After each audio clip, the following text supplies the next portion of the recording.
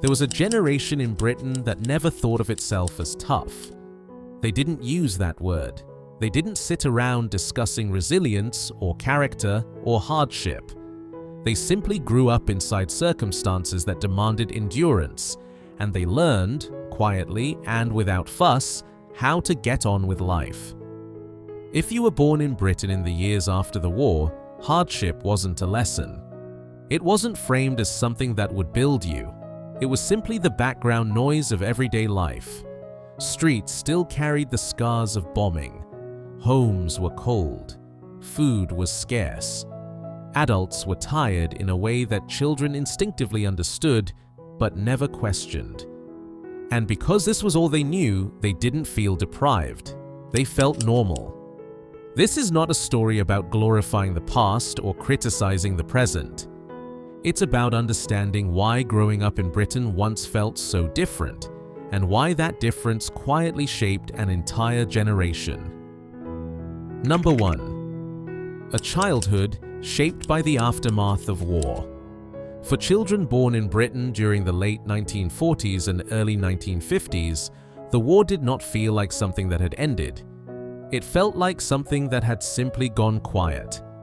The noise had stopped, but the damage remained, woven into the landscape so thoroughly that it became invisible through familiarity. Entire streets were missing, not as fenced-off danger zones, but as open scars where houses had once stood.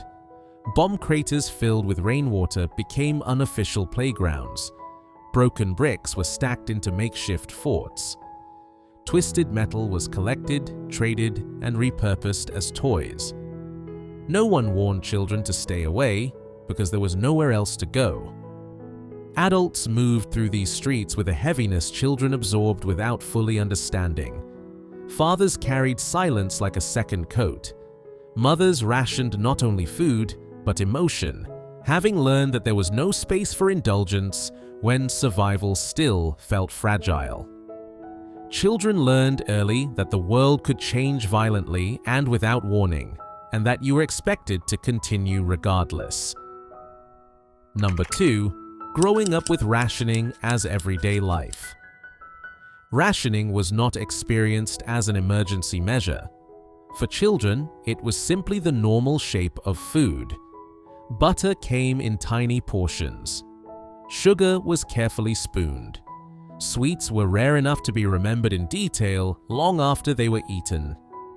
Meals repeated themselves weekly, sometimes daily, because ingredients were limited and improvisation had its boundaries.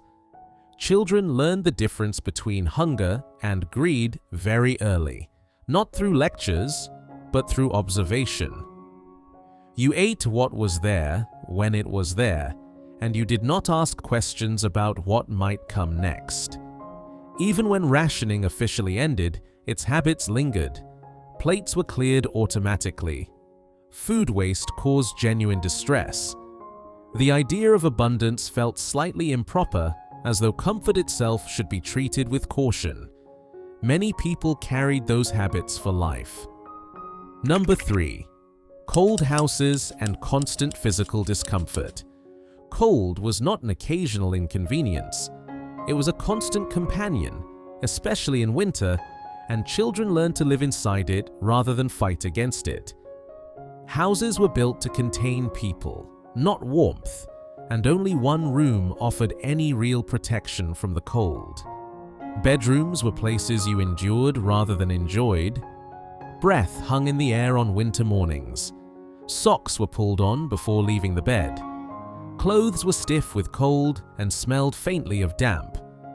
The ritual of dressing was rushed, efficient, and silent.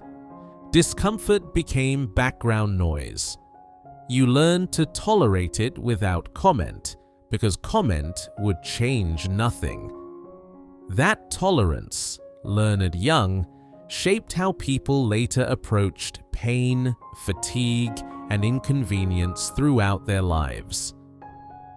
Number 4. Outside toilets and nightly fear. The outside toilet was more than an inconvenience. It was a lesson in self-reliance, taught nightly, often before a child could properly articulate fear. The journey itself required planning. Shoes slipped on quietly, doors opened slowly, steps memorized in the dark. In winter, the cold shocked the body awake. The wooden seat burned with cold. The smell was sharp and unforgettable. In summer, insects buzzed, and spiders claimed corners with confidence. There was no choice but to sit, wait, and finish quickly. Returning indoors felt like survival. That repeated experience taught children that fear was something you moved through, not something that stopped you. A lesson that stayed long after indoor plumbing finally arrived. Number 5. Discipline at school was physical and unquestioned. School was not a place of emotional safety, it was a place of order. The cane represented more than punishment, it represented certainty. Rules were clear, consequences were immediate. There was no confusion about who held authority. Children learned to monitor themselves constantly.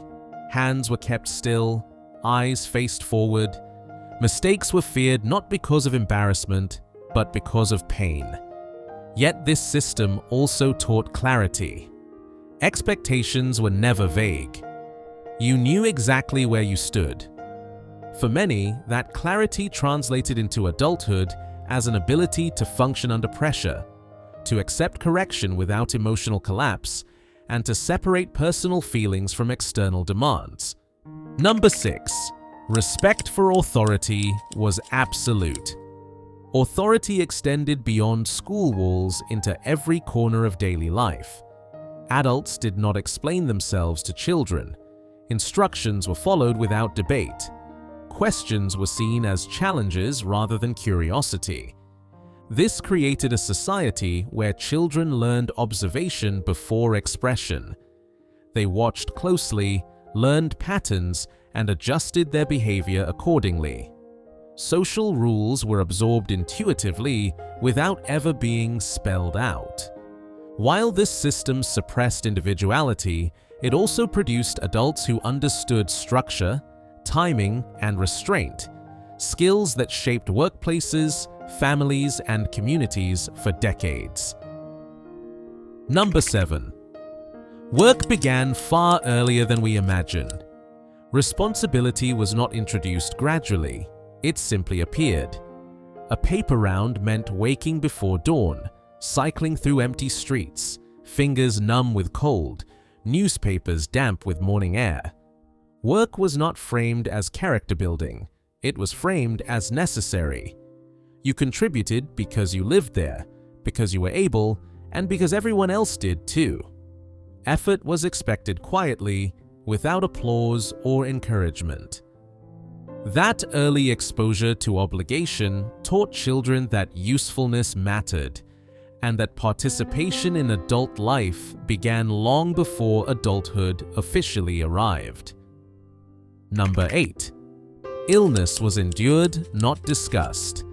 Sickness was treated as interruption, not identity. Children learned to distinguish between discomfort and emergency quickly because only one of those warranted attention. Pain was managed privately. School attendance was a duty. Medical visits were rare and serious. Treatments were simple, physical, and often unpleasant, reinforcing the idea that recovery required endurance rather than sympathy. This approach shaped adults who rarely framed discomfort as crisis and who carried on working, parenting, and surviving through ailments modern generations might consider disabling.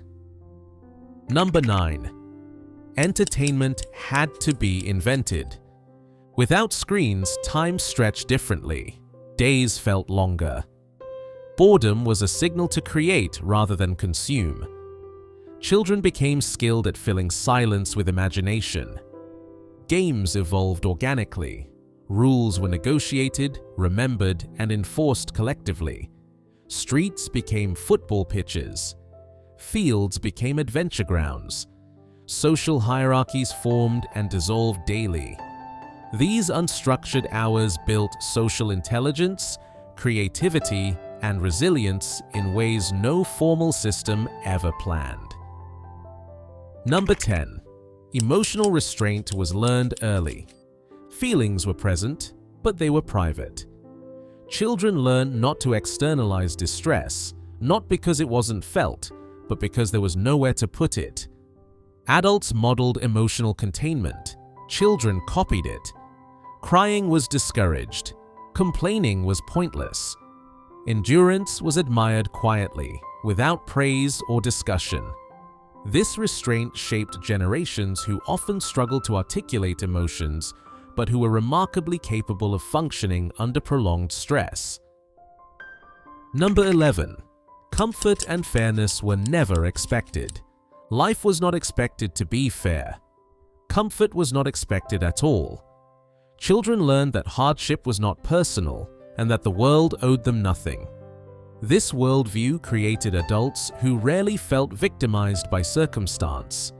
They adapted rather than protested, endured rather than resisted, and carried on even when conditions were difficult. While this sometimes came at emotional cost, it also created stability, patience, and a remarkable tolerance for difficulty. Number 12. Resilience was the unintended result. Resilience was never taught. It was absorbed. It emerged from repetition, from necessity, from exposure to difficulty without constant reassurance. Children adapted because they had to. And in adapting, they became adults capable of navigating hardship without falling apart. Not better, not worse, just different, and profoundly shaped by a Britain that asked far more of them than it ever explained. Looking back, it isn't about deciding whether that upbringing was right or wrong. It was simply the reality of the time. Understanding that reality helps explain not only how Britain changed, but how the people who grew up within it learned to carry themselves through a world that demanded endurance, restraint, and quiet strength. Which part of growing up like this do you remember most clearly? Let us know in the comments below, because these memories matter and they deserve to be remembered.